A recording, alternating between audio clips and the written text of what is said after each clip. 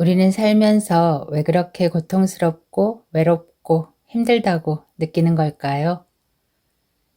돈이 많든 적든, 잘생겼든 못생겼든, 아는 것이 많든 적든 상관없이 말입니다.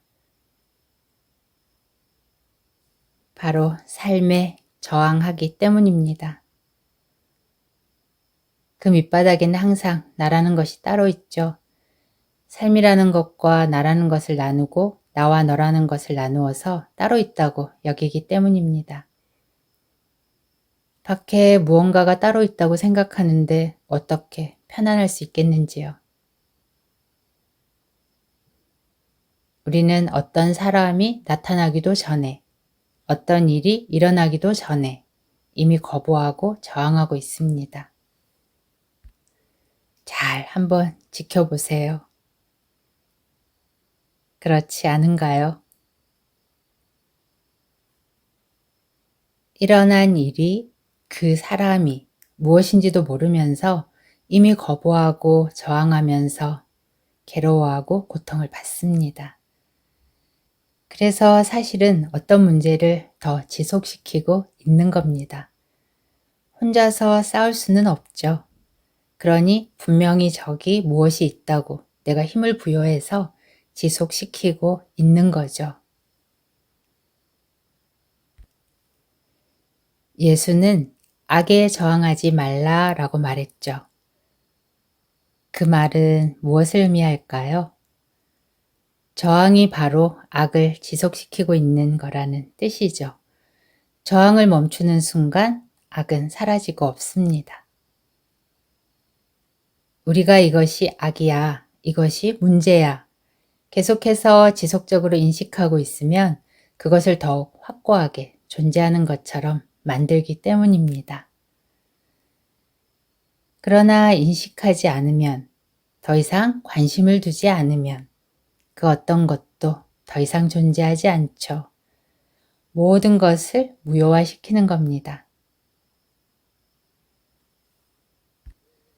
그런데 대다수의 사람들은 반대로 살죠. 그리고 우리가 사회에서 교육받은 것 또한 이와 반대죠. 늘 밖은 위험하다. 저런 사람을 조심해라. 이것이 문제다. 이것을 알아야 된다. 이런 이야기들이 난무하죠.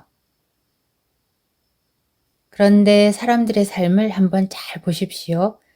겉으로 보이는 삶은 예전보다 훨씬 물질적으로도 풍요로워졌고 아는 것도 많고 다들 너무 똑똑합니다. 그런데 왜 더 많은 사람들이 고립감을 느끼고 외롭고 수많은 문제 속에서 힘들어할까요?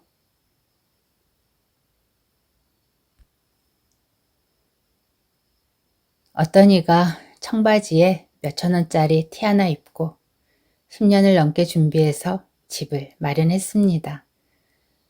별장처럼 사용해서 거의 살지 않은 새 집이고 좋은 재료로 아주 잘 지은 집이라고 소개를 받았고 자신의 눈으로 봐도 새 집처럼 보여서 감사한 마음으로 기쁘게 집을 샀습니다.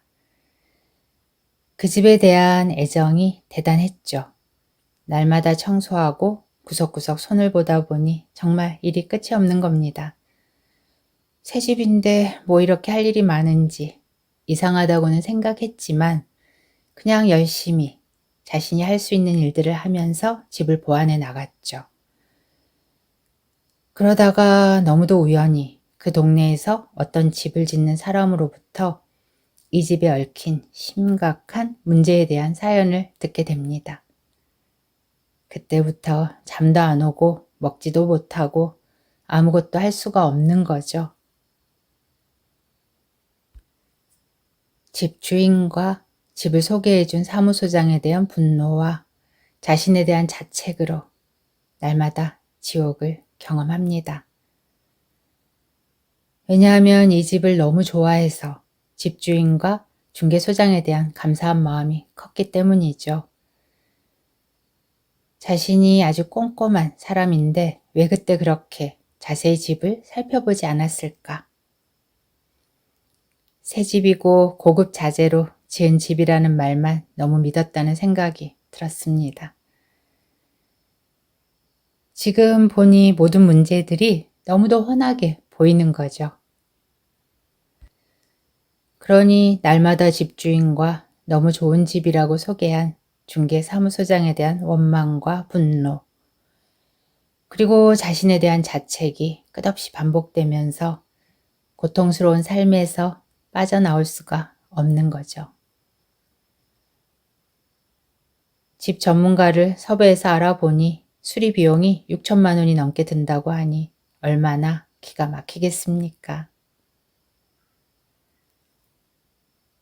그래서 문제를 감추고 새 집으로 속이고 판 집주인을 상대로 소송을 생각하면서도 소송이라는 것이 몇 년이 걸린다는 말을 들으니 너무 기가 막히고 멘붕 상태가 된 거죠. 얼마나 힘들고 고통스럽겠는지요. 그래서 제가 그랬습니다. 몇 년을 싸우고 6천만 원을 받는다면 행복할까요? 지금 행복하세요. 물론 소송을 하는 것도 자유지만 이미 지금 이렇게 힘든데 그 길이 의미가 있을까요? 그는 오랜 고민 끝에 지금 행복하기로 선택했습니다. 자, 세상 이치로 보면 바보죠. 악착같이 싸워서 돈도 받아내고 이 나쁜 놈아 이렇게 소리 지르고 해야겠죠. 그런데 그렇게 결정을 내리고부터 그의 삶이 달라졌습니다. 그 집에 있는 것만으로도 지옥이었는데 이제는 다른 좋은 것들이 보이기 시작했습니다. 그러면서 숨도 쉬어지고 마음도 여유로워지기 시작했습니다. 그리고 마치 집이 이야기하듯 하나하나 알려주기 시작하는 거죠. 이렇게 해봐. 여기를 열어봐. 여기를 한번 살펴봐. 그래서 열어보면 거기에 문제가 있었고 하나하나 유튜브와 블로그를 보고 집에 대해서 공부하면서 스스로 집수리를 해나가기 시작했습니다. 그러면서 조금씩 흩어진 문제들이 퍼즐을 맞추듯 하나하나 맞춰지는 것을 경험하게 됩니다.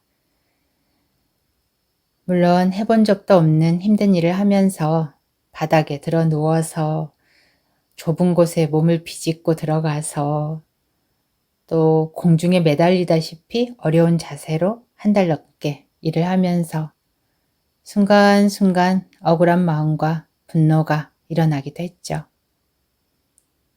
그러나 그 억울함과 분노에 저항하지 않고 끊임없이 내려놓으면서 비로소 있는 그대로의 자신의 내면의 평화를 깊게 경험하게 됩니다.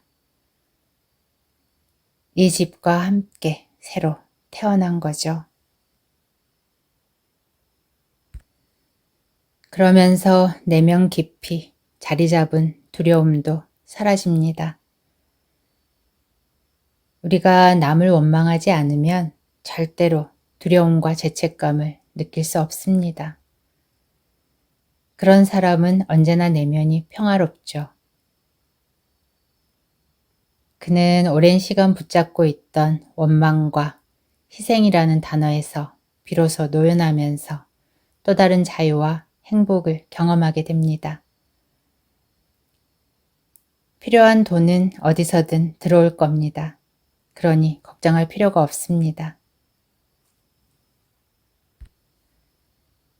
삶에 저항하지 마십시오. 힘들다면, 외롭다면 질문하세요. 나는 지금 힘들고 싶은가? 나는 정말 외롭고 싶은가? 즉시 그 세상은 무너지고 없습니다. 이렇게 간단한데 뭐 하려고 그 힘든 길을 둘러가나요? 싸우고 속이고 자신만의 이득을 위해 머리 굴려서 이겨봐야 결국 끝에 기다리고 있는 것은 죽음 뿐입니다. 죽기 위해 달리는 거죠.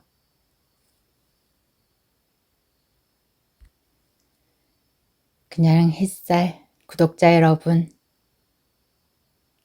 모두의 삶을 응원합니다.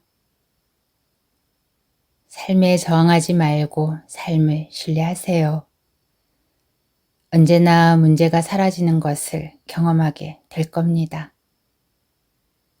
온 우주가 함께하고 있습니다. 우리는 절대 홀로 버려질 수 없습니다.